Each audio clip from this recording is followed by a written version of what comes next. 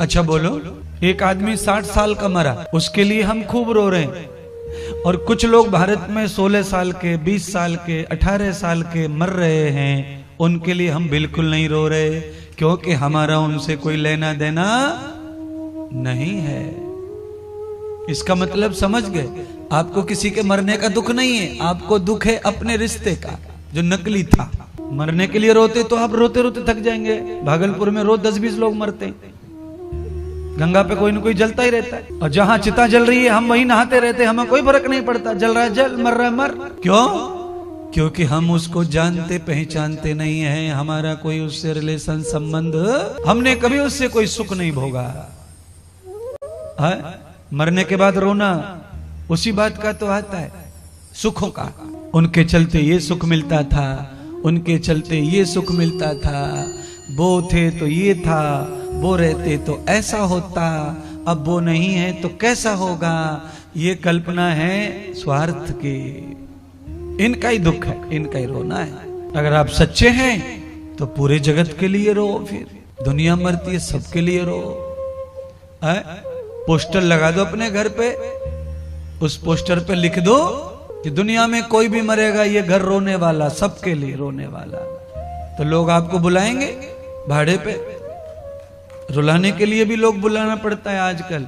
कई घरों में तो कोई मर जाए तो दूसरे दिन से रोना बंद, थोड़ा बहुत रो लेते हैं, दूसरे दिन से सब बंद हो जाता है। फिर कुछ बड़े बूढ़े लोग बोलते हैं कि अरे नेक्स्ट सुबह थोड़ा रो लिया करो, नहीं तो लोग क्या बोलेंगे। तो 2-3 बुढ़िया बैठी रहती हैं सुबह सुबह, खत्म, उद्घाटन कर दिया सुबह 13 दिन तक। उसके बाद उद्घाटन हुआ का मामला डिसमिस, खत्म हो गया। क्या रोना, किसके लिए रोना? कुछ तो ऐसा हो गया है।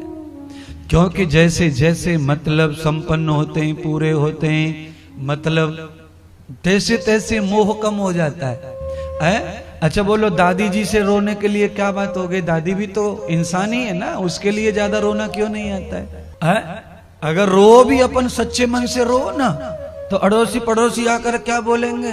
अरे दादी का तो टाइम था, तुम क्यों रो रहे हो? क्या करोगे रो के? दादी को तो अब इस समय जाना ही उचित है, ये समय जाने का ही है। समझा के चुप कर देते। थोड़ा जवान सा कोई मर जाए तो समझाने वाले हिम्मत नहीं कर पाते, वो खुद भी रोते। जिनके साथ में अटैचमेंट ज्यादा है उनके लिए रोना भी ज्यादा आता है। जगत के साथ अटैचमेंट नहीं अपनी लाइफ में ज्यादा से ज्यादा 10, 20, 50 लोगों के साथ में अपना रिलेशन आता है। वो तो मेरा ही दुर्भाग्य है जो करोड़ों लोगों से मेरा रिलेशन आता है। आप तो 10-20 वाले ही तो हैं, हद हो गई तो 50 लोगों से रिलेशन है आप। क्योंकि आपका रिलेशन कब समझते हैं? जब बेटे का शादी होती है तब समझते हैं। आपके घर में कितने कार्ड छपते हैं? 150, 200। उस समय समझ जाता है कि हमारी पत्नी का, बड़े बेटे का, छोटे बेटे का, बड़े चाचा का, ताऊ का, इन सब के मिला के 200 कार्ड बट रहे। 5 लोगों के 200, तो हिसाब लगा लो कितने हो गए।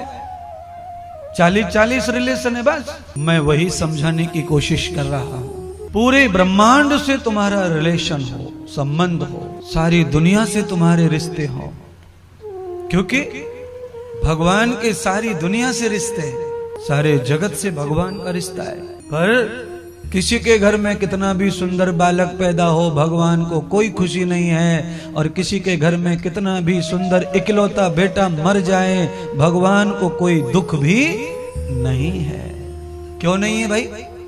भगवान का एक नाम कृष्ण जी क्या है? भगवान का एक नाम मिश्रा जी, भगवान का एक नाम राम, एक नाम शिव, एक नाम ब्रह्म, एक नाम कृष्ण, एक नाम गोविंद, एक नाम दत्त, एक नाम अलग अलग दुनिया भर के नाम, पर एक नाम भगवान का है न्यायकारी, एक नाम भगवान का है दयालु, एक नाम भगवान का है जन्मदाता, एक नाम है मरणदाता।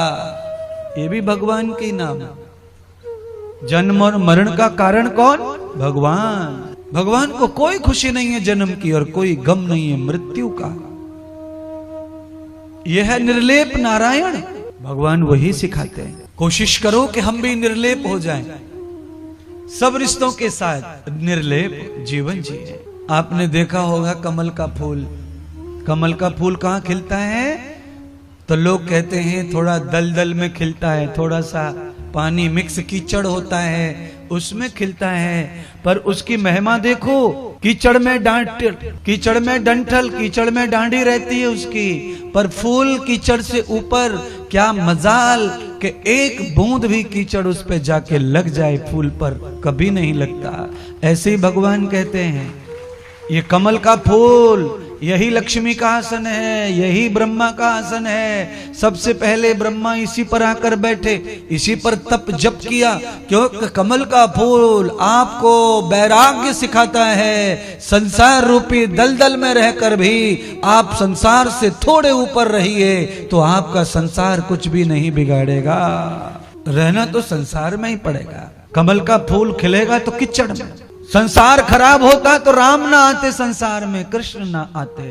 संसार खराब होता तो ब्रह्मा जी, विष्णु जी, शिव जी इसकी रचना नहीं करते, क्योंकि वो किसी भी खराब चीज की रचना नहीं कर सकते। वो तो अत्युत्तम श्रेष्ठ संसार की रचना करते हैं। उन्होंने कुछ भी नहीं रचा खराब। कोशिश करो कि भगवान तुम्हारी सुन ले।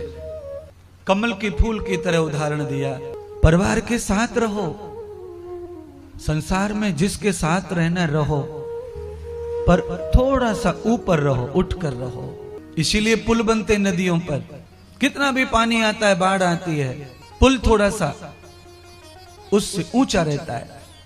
इसीलिए लोगों को इस पार से उस पार करता रहता है। यही मैं कहता हूं, जैसे नदी का पुल ऊंचा रहता है पानी की धार से, इसलिए इस पार उस पार करता है। अगर आप भव सागर से थोड़ा ऊंचा रहेंगे तो आप भी इस पार उस पार होते रहेंगे। आप भी भंवर में कभी डूबेंगे नहीं, फंसेंगे नहीं।